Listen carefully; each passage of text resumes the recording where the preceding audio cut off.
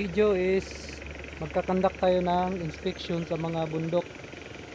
Titingnan natin kung saan nagsisimula yung source ng malakas na tubig kahapon. Kaya dito tayo sa kabundukan.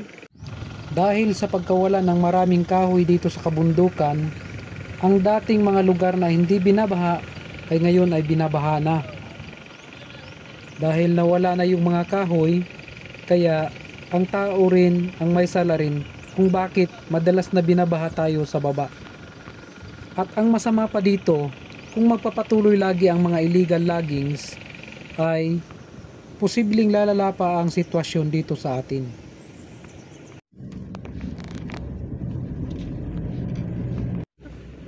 Siyore, nandun sa taas, sir. Nakita ba nila yung ano dyan? Nakita nila yung concrete pipe? Sir? Nakita nila yung cross drain doon na malaki? Hindi pa siguro, sir. Kaya ito ngayon ang naging sitwasyon, pansamantalang i-repair natin ang mga daanan upang makatawid ang daanan doon sa kabila.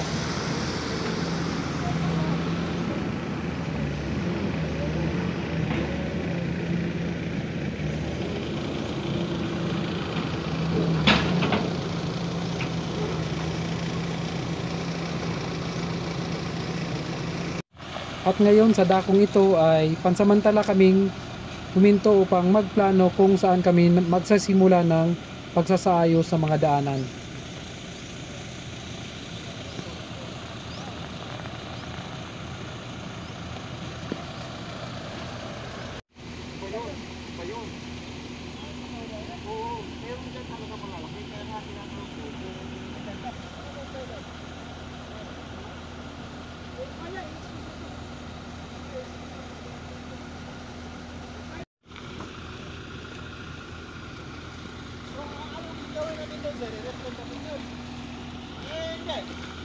Ayos natin na makalabas yung tubig. Na hindi naman lahat na lalabas. Mamayang tanghali na lang, balik tayo. Maging kawawa po ang lahing susunod kung patuloy tayong aabuso sa ating inang kalikasan. At dito na tayo sa pinakamataas na bahagi ng kabundukang ito. So nakikita natin na kakaunti na lang ang may malalaking kahoy na pansamantalang makaharang kung sakaling uulan at babaha.